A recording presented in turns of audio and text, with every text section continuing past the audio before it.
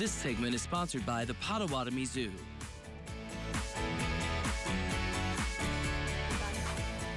Yesterday, we got to go out and visit Josh at the Potawatomi Zoo. Yes, we had a great time walking through the zoo and looking at different animals.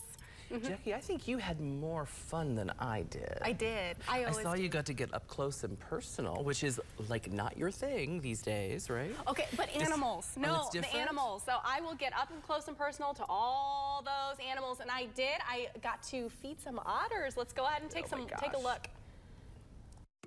Well, we're here at Potawatomi Zoo. I'm here with our director, Josh Sisk, and we are with the North American river otters. They're getting some, what are we feeding them?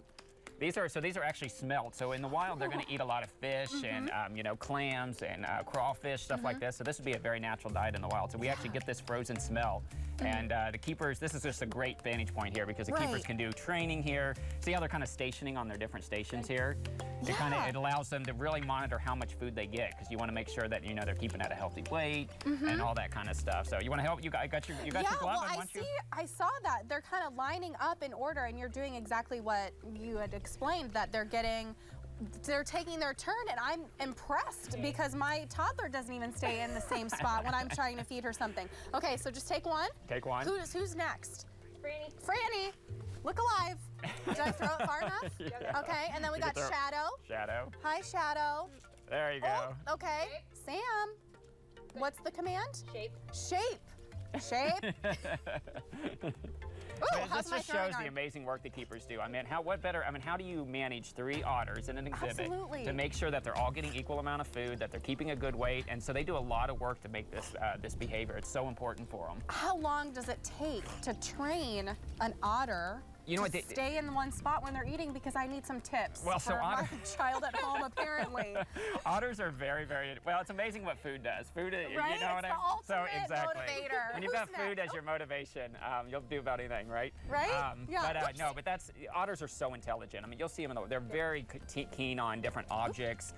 So they're very curious about these little shapes. So maybe what happens is the otter will notice that shape, so then they'll reward them, and they'll just keep rewarding them. I see that. So we have a square and then a triangle and different shapes for each. They have their name on them, but that's more for the keepers, really. I mean, they're not recognizing their name, of course, but what they're seeing is, like, she knows that that's her spot over there, and that's a blue square.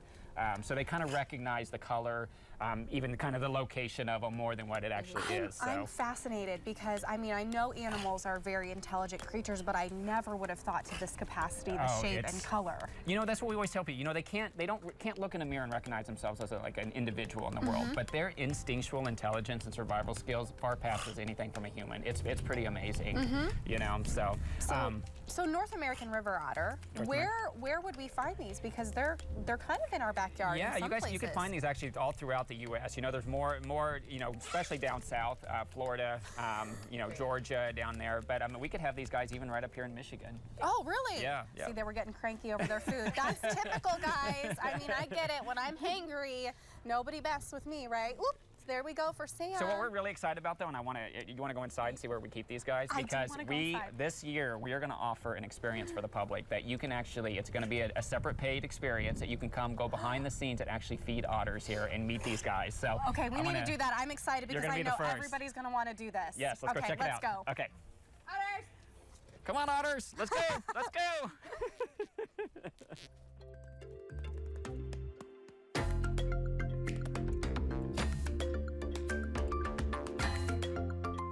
Well, we just got to see the otters in their habitat, but this summer Potawatomi Zoo is very excited because we're going to be doing an otter meet and greet. Tell us a little bit about what the public can expect. Yeah, we're very excited. So as we talked about in many of these episodes, is that, you know, transparency is key. We want people to start seeing how we care for these animals. So there's a great facility here. Why not get the public back here to see these guys? So it's going to be a separate paid experience. We're going to have groups of people come back here. We're actually going to be able to use tongs and feed the otters, meet them, get to learn a little bit from the keepers on how we care for them.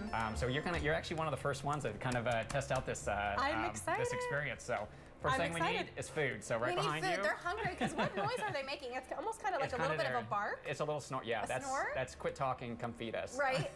It's universal, I think, in every Exactly. species. Quit talking and feed me. Okay, so So what I'm am gonna I? let you do this. So you're Okay. gonna guys go ahead and grab that pan of food. And Okay. that's the smelt and the meat here that they eat. Okay, what should we start with? The smelt? Yeah, so we can start with the smelt. So we're And gonna who come am I down here. feeding right down here? This is Shadow, right? I believe this is Shadow, yeah. Okay, so I'm Alright. just gonna take it right through. Yep. Oh, There you there we go. go. Okay, I think Sam over here. Is that a good spot for it? Maybe Yep, I that's should go a little bit perfect. Yeah, further. that's good. That's Okay, good. here we go. Oh, this is so fun. I think we can just drop it right through. And I think this is so important, like you said, for the public to see these animals up close and personal, because their animals are here for a reason to be able to appreciate them, and they're not your pets. You Well, yeah, know, and we want to take care of them the right way, in which you guys are advocating the education behind it and teaching the public what's unique about these animals and how to take care of them properly. Yeah, I have found so many times when I talk to someone that says, you know, maybe I'm not a big fan of zoos, all it takes is me doing a behind-the-scenes tour, showing people what we do, showing them the training that goes involved with this, how we get these animals. Ooh, sorry, and bud. it's amazing how it just changes the entire perception that people have of zoos. And this is important. I mean, this little chute that you see here, look, see how these doors shut here and everything? Right. This is where training happens. So the keepers can come in here to be able to do an injection, can be able to, you know, do any kind of training, to be able to do an ultrasound if one was pregnant. So it's just, there's so much flexibility that we are able to do and give these animals good care. Well, I know the public is going to be so excited to be able to meet these guys up close and personal. I am the first one to do the otter meet and greet experience, so check it out this summer at Potawatomi Zoo.